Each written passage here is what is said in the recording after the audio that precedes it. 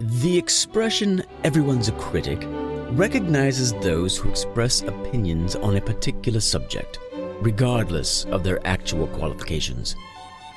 Meet Mike and Julie. They are makers of art, appreciators of artistry, and possessors of more college degrees than is truly necessary in life.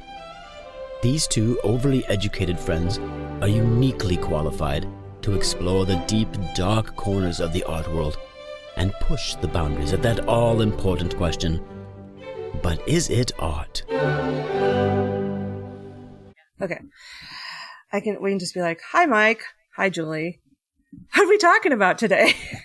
What can it just be that? You just want to do that? Okay. Yeah. Ready? 3, 2, 1. Hi, Mike. Hi, Julie. What are we talking about today? What are we talking about? Okay, I want to know your opinion about are memes art? Are memes art? We live in a wonderful world of visual and graphic art and text-based art, and I have 2 kids. Oh, clever segue. One of those 2 kids is joining us today. Hi, Gracie. Hi, Hello. Gracie. Grace O'Brien happens to be a graphic designer, a very successful one. We're very proud of you, Grace. And she has 2 cents about whether or not memes are art. We're going to start this week with a particular artist from the 80s and 90s named Barbara Kruger. She has enjoyed a resurgence recently. She recently had a show at the Art Institute of Chicago that has traveled on to the LA County Museum of Art, and I believe is traveling on from there. Of her sort of graphic design based art. If you're not familiar with her, there'll be a link, a text link in the text below this podcast so that you can go take a look. And basically she has used sort of what I have termed the technology of memes and made art from it. So, what do you mean the technology of memes?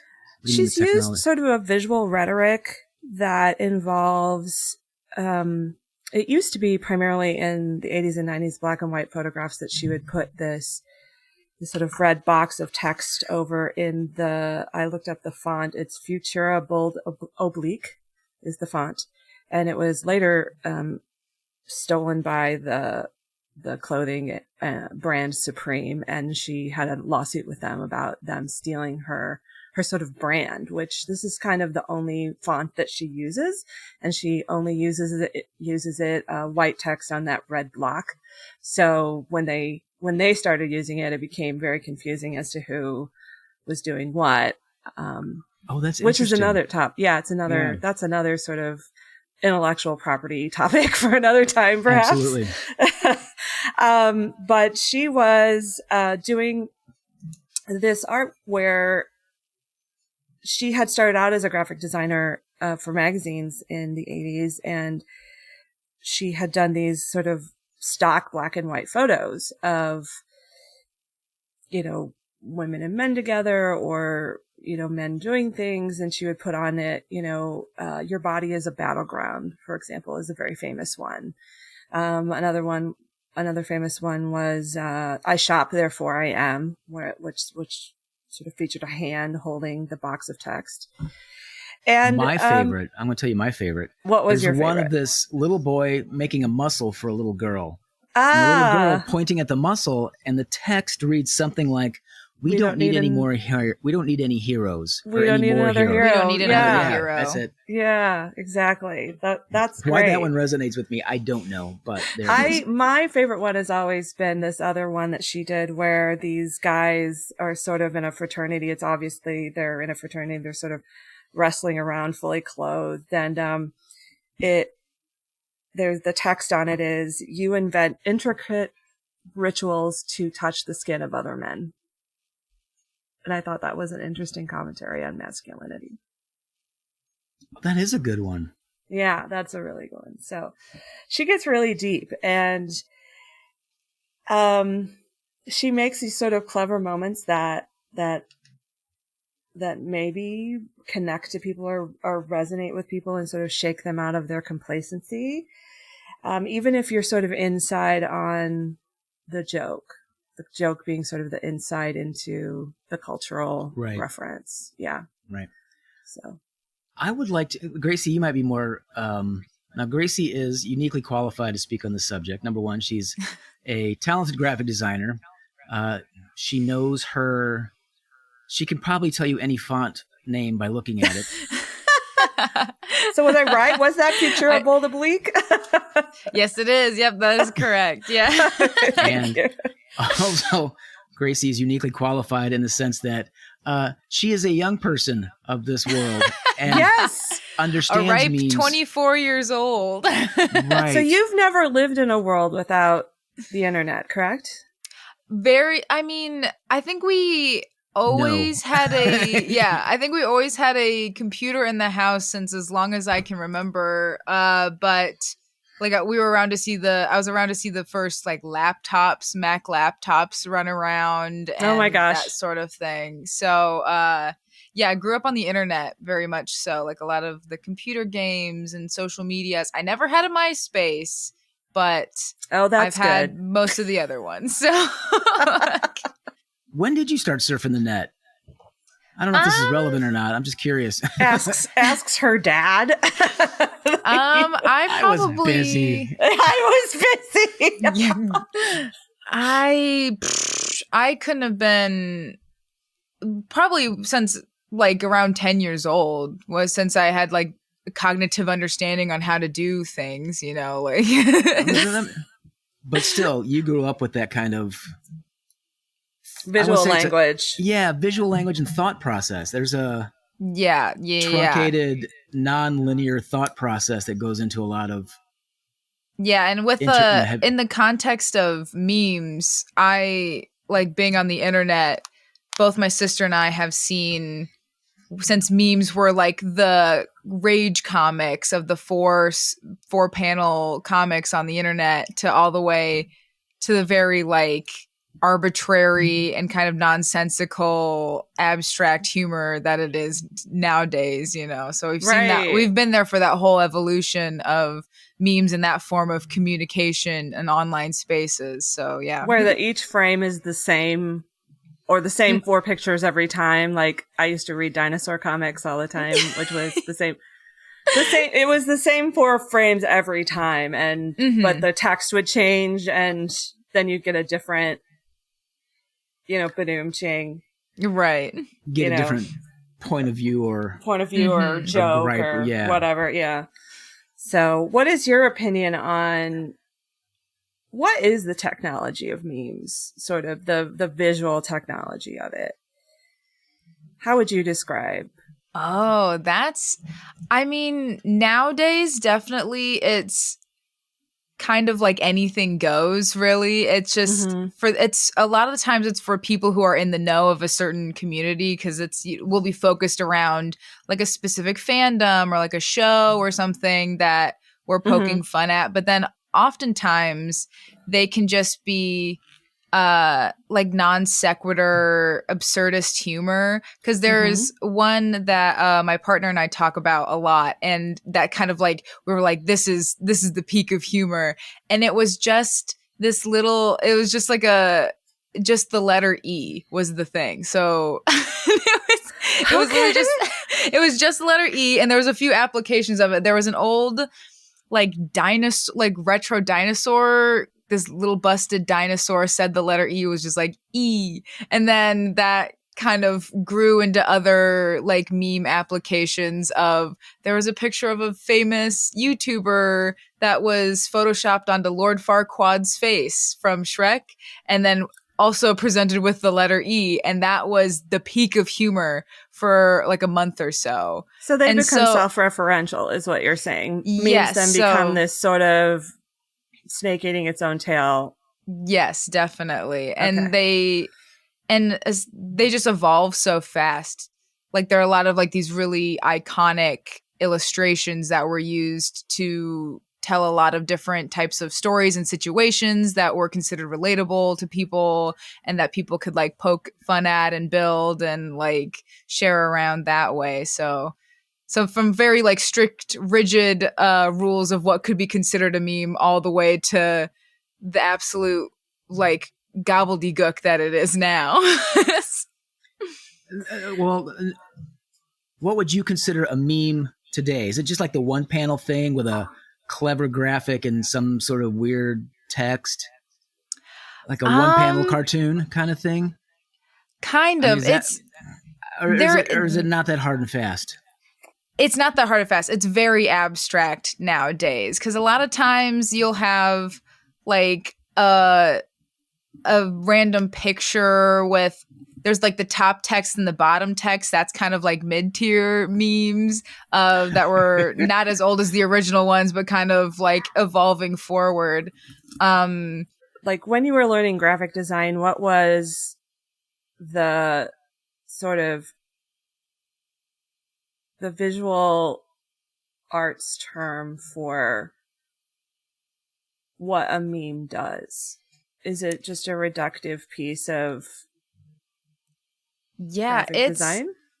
Kind of. I mean, it is just straightforward graphic design because what I do, like what my degree is in, is basically communicating a thought, idea, or something or other to people through imagery mixed with typographic elements and so on and so forth, usually created digitally. And that can also be that sort of thing can also, I mean, now in the modern era, it's created digitally. But as with Barbara Kruger as an example, she did a lot of like hands-on collage work, and that was basically the birthplace of graphic design, using collaging different pieces of media together to communicate a thought or idea, or just communicate anything in general. So memes are like textbook just graphic design. There's like,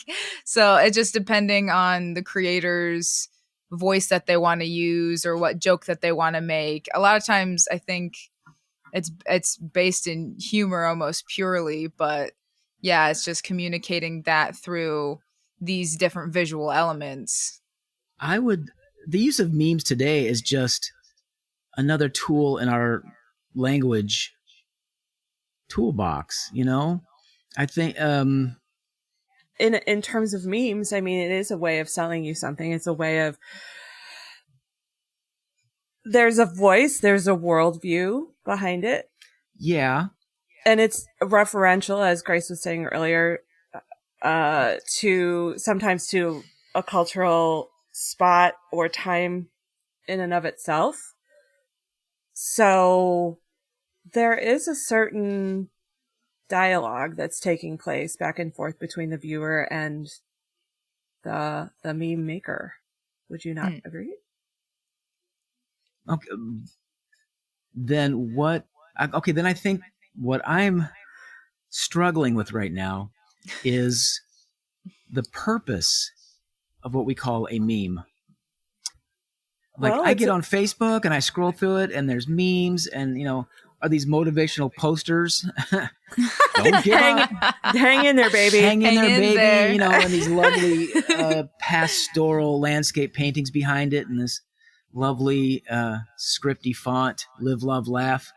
Whatever it is. It's live, laugh, love, Mike. I think you should get it in There's order. a rhythm. There's a rhythm to it.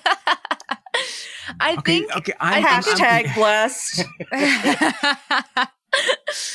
I think a lot of the purpose of it is purely for humor's sake and for the goofs and the gaffs, because the difference, what I would say, between like the hang in there poster with the little kitty on the branch and what we would consider a meme is the intent of humor behind it.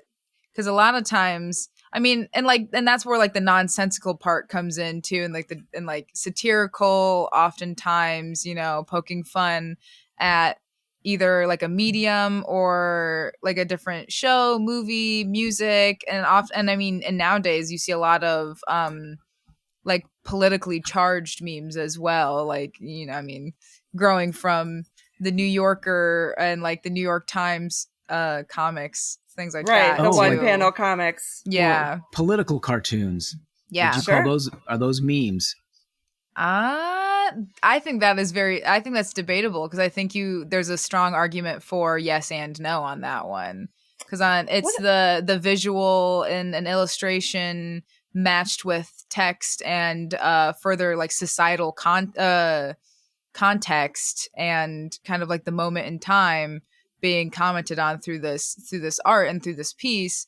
And that's the same sort of thing with what you see in memes today. And then on the other hand, you could argue that because it has the more like illustrative aspect to it, that more like purposeful, like this is a cartoon, this is a sketch that I've purposely brought out for this, that could set it apart from modern day memes. So I think it's kind of, there's no like hard yes or no on what could be considered a meme. Just like how I'm very much like, there's no hard yes or no what could be considered art in general, where if you say it's art, then it's art. Like if you say it's a meme, it's a meme. Like there's an argument for it there. See, but that's the point of this podcast. We have to get to the bottom of this. Yes. Yeah. Don't blow off the whole podcast, Grace. We can't. We're blowing our wad at the front of the game here. We can't start Okay. at the beginning. We can't start at the end. Okay, so let me ask you this. Let me interrupt. Okay, go for it. Let me interrupt. I gotta break this down even further because I'm a highly technical person. So Right. as we see it, like memes are like, the technical definition of a meme is that it's the smallest bit of information that can be transmitted. Huh. Yeah, I think that makes a lot of sense. So, I'm not sure I agree. well, you and Wikipedia For example, can give me an have that example. argument, Mike, but Well, that's the point of us doing this, I think.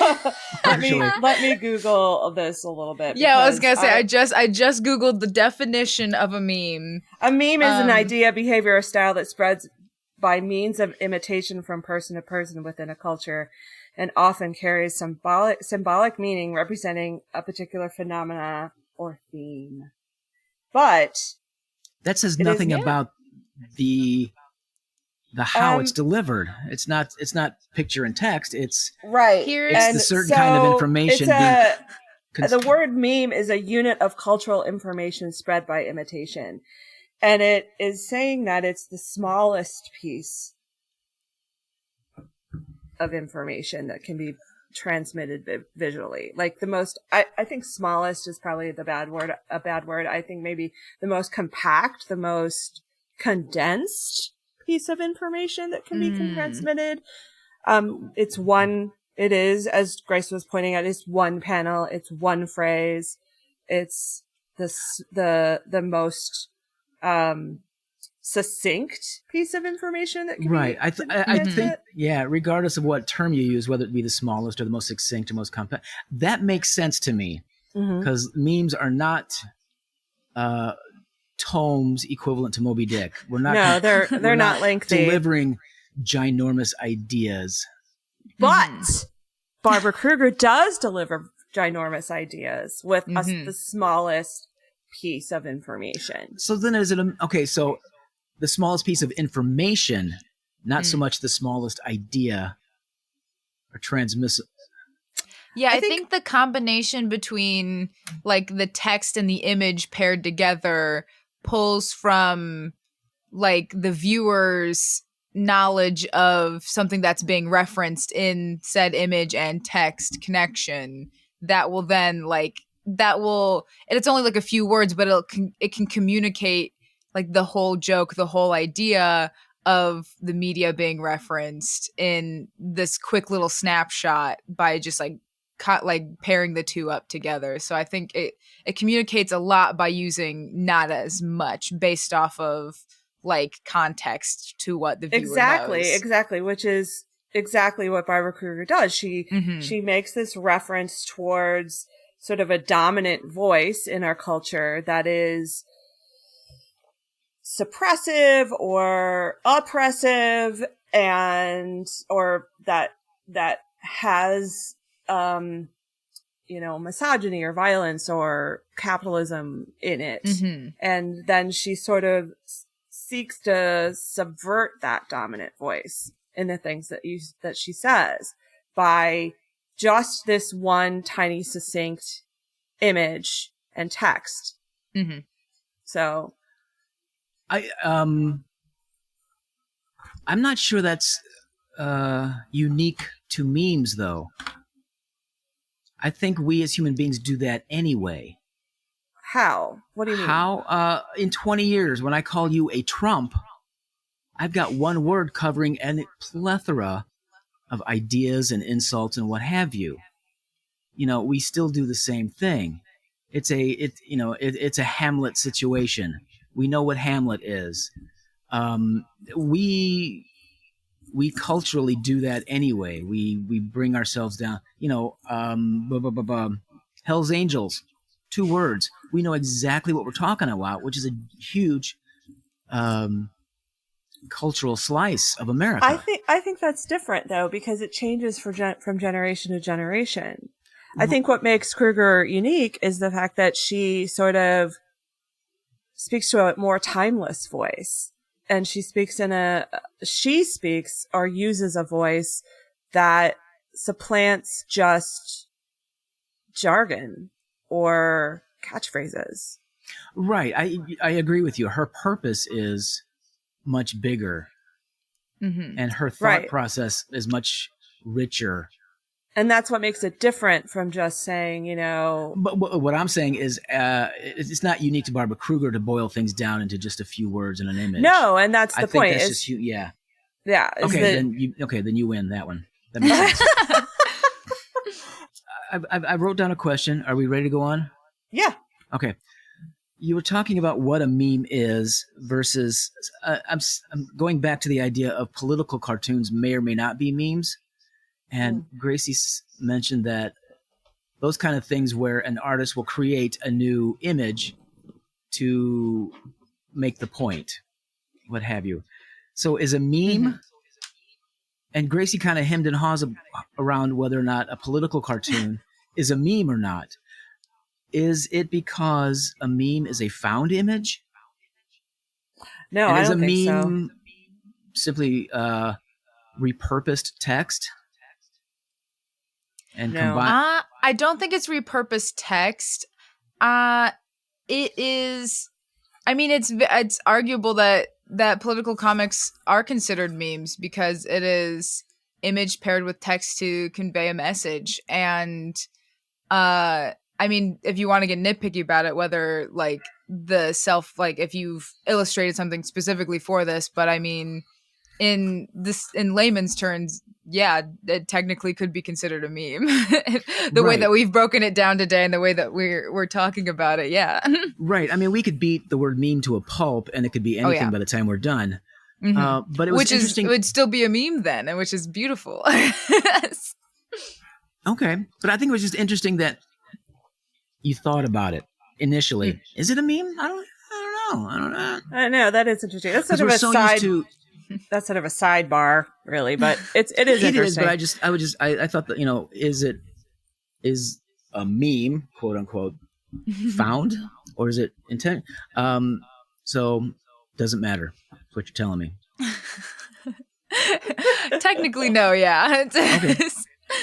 So let's go into a different thing then. So we were talking about how Barbara used images and that particular font for years. And now she's sort of moved into an era where it's just text. She has these huge rooms that are mostly just text where they're large enough to stand in and the text sort of overwhelms you. That's a good word for it. I've seen some of those images. Yeah. Yeah. Those photographs. I was thinking that when we were talking about the nature of memes, how does it change the impact with the image or no image? Because we do have stuff on the internet now that's just a white box with black text in it, whatever font it happens to be, and it says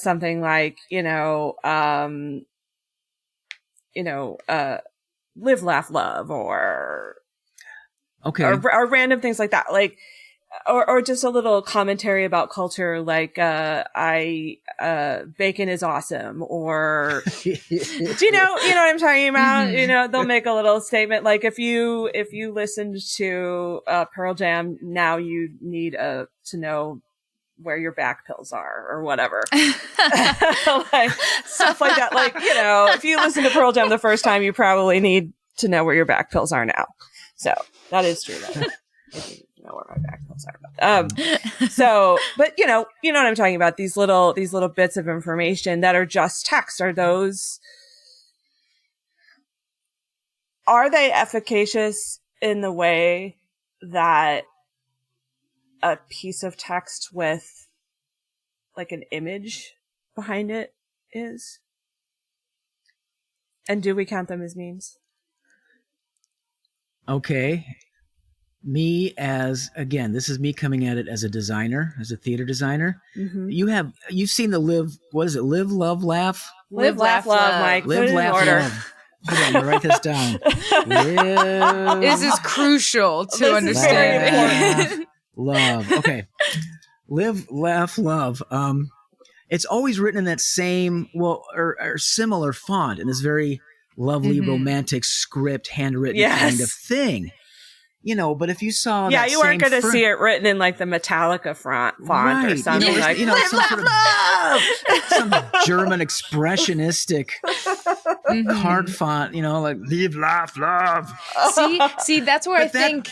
Go ahead. Oh, I was going to say, because I think the intent of it, if we have the live, laugh, love, little calligraphy and like the cute cursive thing that you would find in any middle-aged Midwestern mother's home, like hanging on the wall, I think that would maybe not considered a meme. But if you have a post of live, laugh, love in, say, like a heavy metal font, like the Metallica font or something like that, I think that itself could be considered a meme. I think it's if it's presented with the satire and like the humor of it, of just like undermining what the original meaning of it is, So it has to have an underlying context, is what you're saying. It can't just be a box of text. Yes, I think I'm going to tentatively say yes, because in art nothing is hard fast. But I agree with you. But live, laugh, love, in its original little, like you said, calligraphy script. Is that just a box of text? That's just a box of text, in my opinion. Yeah, I'm with Grace. But in the Metallica font, that's a meme. That's funny. But why isn't the original script of Live, Laugh, Love a meme? I think because it's in this romantic. I think, or is that just because it's the original. Yes, because the original context. The context. Right. It has to be referential towards something, which brings us to.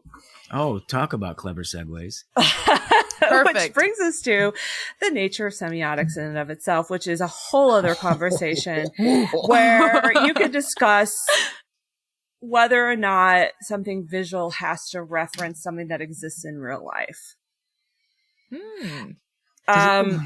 That's a whole other banana, and I don't necessarily want to get into it. I'm bringing it up just to say we're not going there.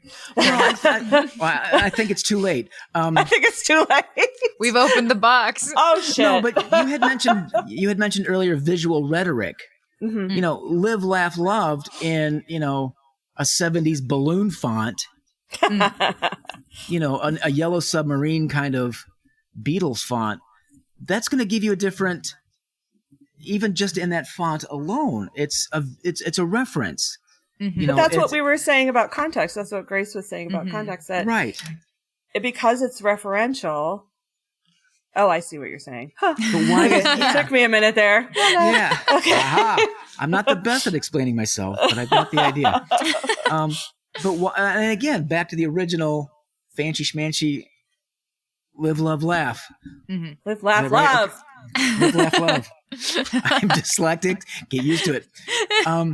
How is that not referential, or how is that not? What is it referencing? It's a bunch. It's three words that make an aphorism But how is that not a meme in itself? I mean, you're telling me that everything but the original is a meme. It's the So is it just a humor mode of- behind it. I understand that. Because the original it was created, I think the original was created to be like this super sweet, simple, like motivational, like for to see around, you know, to like put on your little bookshelf or like to hang in the kitchen of like the bless this mess, you know, that sort of kind of tone. Mess. Yes. And then but then because that sort of visual and that combination of live, laugh, love and the script font, that it created this kind of like culture around it of like the middle-aged Midwestern mother's home, where you would see that hanging on the wall or something like that. It became a cliche. It became a cliche. Yeah, but and then still a meme because it has these cultural references behind it. But it's not funny. It's not funny. It's intentional. Does a meme have to be funny? I think her point is it has to have. Well, not all memes have humor in them. True. If they're just the smallest piece of information that is compact and succinct, that is, you know, transmitting an idea, Mike is correct. Mm-hmm. Grace is arguing that it has to have context, whereas Mike is just saying it exists in and of itself. And again, I keep coming back to the original script. You know, is it a meme? You win, Mike. But it still has context. It still has a message, even though it may be the original. It may be the dullest reference made on the earth, but it still has a cultural reference to it. So to bring this, go ahead. No, I could fight this point all day. I was going to say, let's bring this back around. Okay. Yeah. So Megan O'Grady, the writer Megan O'Grady for the New York Times, said in 2020 that by the middle of the 2000s, a handful of critics suggested that Barbara Kruger had sort of worn out her relevance, as though by merely contending with subjects like identity and cultural authority, she had somehow outmoded herself. And so I would ask the question, because of the voice that she's using and because of the way that she is sort of answering that dominant cultural voice, does she create something more enduring in this age of constant internet memes, where we see this way of making information and art every day? Does she make it bigger? Is it art? Ask that a different way. I'm kind of wrapping. Different way. I'm wrapping. I mean, I caught most of it, but I'm. Let me rephrase, please. So, by the mid 2000s, a handful of critics suggested that Barbara Kruger had sort of worn out her relevance because of the way that she was making art, the visual rhetoric that she was using had become the meme had become more common. Meaning the photograph text combination, or just the text, okay, which later on she began to use. That her relevance began to wane because she was using it in an age where we were using that every day on the internet. We were seeing that same style every day. Mm-hmm. And they argued that as though by merely contending with subjects like identity and cultural authority, she had somehow outmoded herself. So my question would be, has she outmoded herself in the age of day-to-day memes, or has she made something more enduring and thus made art? Are you asking whether or not... I'm asking you, Mike. I understand. I'm asking you, Grace. Are we talking about the idea that maybe everybody has glommed onto the idea of what Barbara Kruger has been doing? It's like, oh, now enough people get it. Enough people are aware already doing it every day. Right. making their own memes, and we see them every day on the internet. You know, we log on to Facebook, we log on to social media. So is this question asking if she is outmoded simply because more and more people yes can do it as equally well? Mm-hmm. Well, they can do it. Are they just the fact that more and more people can do it? More people can do it. I don't know. Are they doing it equally as well? I would say no. I would say no as well. I think her stuff is longer lasting, not only because she was kind of some of the first people to this sort of game that we're playing and with the combination, but I think the voice that she chooses to communicate through her art, of having it be very politically charged, have it question gender, sexuality, like more social norms and like consumerism and things like that harsher take. And because I would say people on the internet are making things to be more humorous and more funny and like relatable, but these are questioning larger like societal ideas and cultural norms, like phenomenon happening. I agree with and that. So I think it's much longer lasting, and not only because like the voice that she uses to communicate, but also her art itself is now morphing off of just like a flat 2D image, now covering whole rooms. And I know that she's got a piece that is like a little stool that says the word kiss on where your butt would be sitting. I love that. So yeah, she's kind of evolving that way as well to kind of push her idea that she's communicating and push her voice through moving forward with that, you know. At the LA County Museum of Art, she has an entire elevator shaft that she's taken over. And it basically has text on the inside that says, you know, I think it says, a boot on a neck is the only, what is the, oh God, now I'm going to have to look it up. It's a piece called The Shaft. And it's inside the elevator shaft. It's like when the elevator moves, you can see it. There's a glass wall, and you can see it's really that's conceptually really cool. It's basically an image of a man's foot stepping out onto the front of the camera, and it says, if you want to know culture, imagine a boot stepping on a human face forever. Ooh, yeah. So, I like her stuff. I do too. I love her. She's always been one of my favorites. So anyway, I would ask you, Mike, that has she outmoded herself, or is it still relevant? Oh, she's still very relevant. Okay. I think, she had... I mean, I think when she was starting out in her advertising career and with her initial artwork, I think she struck a nerve. I think she got very lucky with both a format and her mixed with her political and social ideals, that she struck a nerve and made a big splash. However, I think she is beyond just a commercial artist or a graphic designer. She is an artist all the way to the core, in the sense that she can still take these tools, these paintbrushes, as it were, these figurative paintbrushes, her text but she's expanding on it. If she's doing the same sort of thing on 3-dimensional objects, she's literally coming off the page.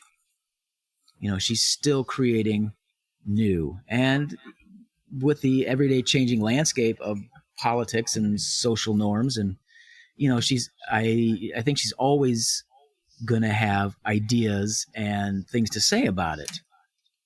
It's funny. Outmoded, no. I mean, her like I said, her toolbox may not change a great deal, but what she has to say and how she has to say it will evolve, and she will never be outmoded unless she just gives up or just does the same thing over and over for the next 40 years. I would say she'll never be outmoded, because there is always a language of oppression And Mhm. she is Yeah. answering that unspoken language that exists in our culture. Right.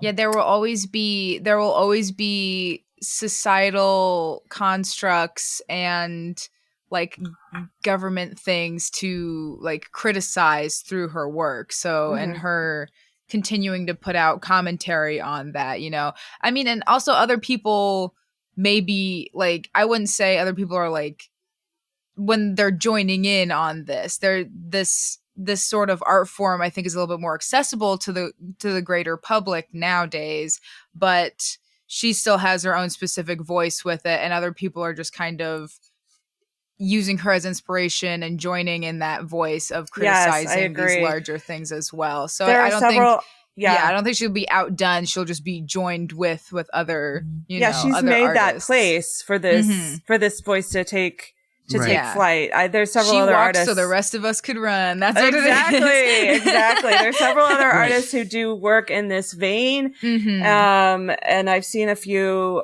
in that same New York Times article from 2020, which we will link in the text below, that are working in the same sort of vein, and they definitely harken back to her. Mhm. Yeah, and she definitely, in terms of the meme thing, I wrote down that she subverts the vernacular. The meme is sort of the vernacular, the common language. It's the language of the people. It can include, this humor, this satire, this whatever, but it doesn't necessarily speak to a greater, higher truth. Whereas I Right. think she does. So Right. Well, I think she has a real knack too for incorporating the here and now. I mean, just the boot. Imagine society is imagine a boot on your face for the rest of your life, whatever. I'm paraphrasing that. yeah. But even in those few words, that imagery comes from was it the Trayvon Martin where he was knelt on? No, this was pre Trayvon Martin that piece was made, but it's still. But you still, could even if it's military pre-Trayvon Martin, or but even if it's pre, Are you talking about that, George Floyd? yes, The thank most you. recent- George Floyd. One of the recent ones, yeah. Yeah, but that still resonates with. I mean, if she did that before the George Floyd situation, It's she still might be able to see applicable. she might be able to see Yeah. the future for all I know. But Well, it makes such an impact with today and now. Well, it's Here funny now. how much things still resonate from the 80s, the post-Reagan era to today, because frankly, it seems like, I mean, we don't want to get off on this big political rant, but it's like things are moving backward in our country. And it definitely feels like, we just aren't, the more things change, the more they stay the same. There's a Right. meme Yeah, for and ya. like looking, like I have a bunch of her stuff pulled up here on my laptop that I'm looking at, and a lot of it is still applicable to nowadays. Like it's still equally as relatable now, if not more so than it was when it was originally created. Right. Our body's a So- battlefield. Exactly. Your body is a battleground. Definitely. How- That is. That. Oh my gosh. So There's is one she, with a man's face being punched in all directions by these boxing gloves, and it says business of punishment or consolidated business of punishment on it. And so it's just like, oh, it all makes sense still. It all still right. So also I mean, applies. is she outmoded? Oh no, I don't. No, think, no. I agree. Will some memes be outmoded? Maybe. Well, But I- definitely. I will say that memes have a very short lifespan that are like with their popularity online. Obviously, they're Right. going to be there forever, but this mode of peak communication, humor, yeah. Granted, some of these it'll memes move will- in and out very, very quickly. right. And However, these seem to last. These seem to be, Yeah. like you were saying, Grace, they have become timeless. right. Unfortunately, in some ways. But Unfortunately, yes. But I think the idea of communicating through meme is here to stay. Yes, definitely. I don't think Absolutely. And I think it is, I think we've seen it before, and just the idea of what a meme is just morphing and evolving, and we will continue to have that morph and evolve in the future down the line. Right. Like it's that form of communication, I think, will just continue to cycle through, because like I think like Dadaism in general could be considered some of like the earliest places of where memes might have been taking place. I agree. That's so true. It's so like nonsensical. I love Dadaism. It's like my big, ooh, it's so good. I love Dadaism. It's like my favorite. But it's very like that sort of stuff was nonsensical, and a lot of it was created to battle what the social norm would be considered, right. like, and so the establishments that be saying, this is art, this is not art, or this is what is relevant and this is what's not relevant, and they sort just of argues against that out the window. And so that has kind of morphed and evolved, and now we're kind of circling back onto that sort of level of humor and challenging the larger image with like a lot of the stuff today is very similar to the sort of commentary and kind of like humor and fun and art that we saw in Dadaism, like way back when. Definitely. Like I think about Marcel Duchamp with the urinal, the gold and the ready-mades, and the ready-mades and things like that you would have, and now we kind of do the same thing. I mean, everything old is new again. I mean, the more things change, the more things change. Exactly. I keep saying these dumb aphorisms. See, live, love, laugh. Live, love, laugh, Mike. Live, laugh, love. I always put laugh. Oh, never mind. I think that we should end there. How about that? I mean, I think. No, I have one more question. I do have. One more question. Yeah. Okay. I'm just curious to know what you think. I agree with almost everything. I agree with this whole discussion, and it's really interesting. Does the meme, as we know it today, is it become more prevalent because of modern technology?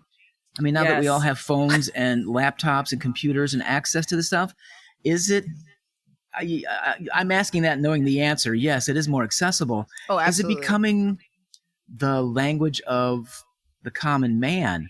Because you go back to Dadaism, well, that's what I said it was like the vernacular. It's definitely the right, but is it becoming more so in the recent, this century? Think it's utilized a lot more by, I think, the younger generations, and perhaps the more, forgive me for this, the more tech savvy generations. That's fair. There's nothing to forgive.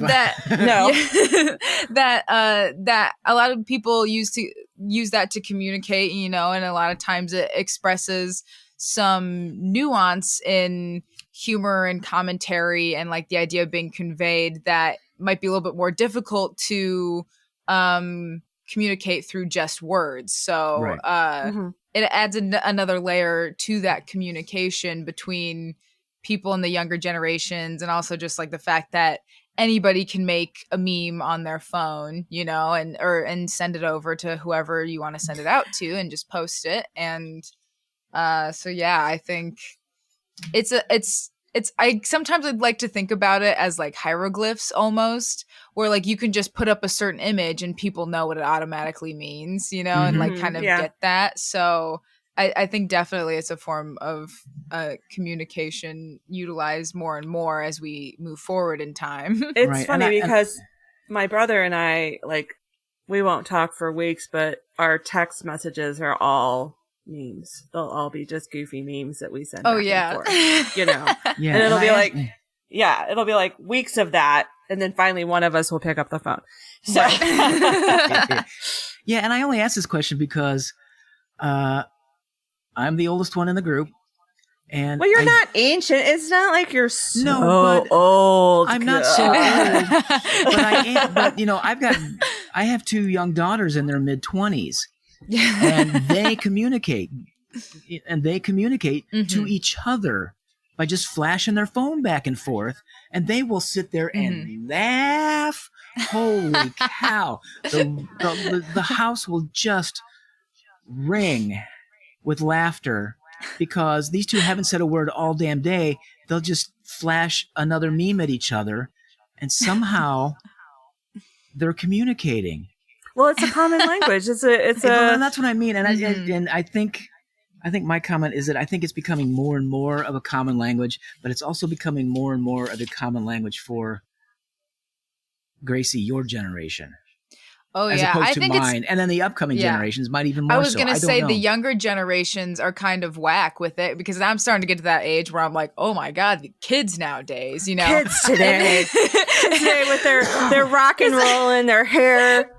Exactly, because my mother is an elementary school teacher, and so we hear stories from her work, and just like because there's a What? completely Like what? What does she say? there's just like about- a completely different language that kids nowadays are using, and like Fortnite's a big one where they have there's like certain dance moves and there's certain like language. I know there's the word poggers, which I'm still trying to grasp. I don't as even a- know what that means. See, I It's try like- to stay up on the slang. I think it means like play of the game, which I think is a you Fortnite think it's like a term. short. Okay. Yeah, so because it's like, oh, that was Pog. It was like play of the game, or so. I think I don't know. I might so be the- completely wrong on this. So it's just acronym speak. Maybe that's another episode. Perhaps.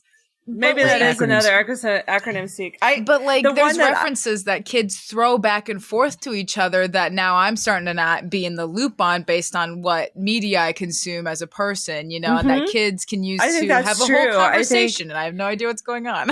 I have this secret shame interest of like I like young pop stars, young male pop stars.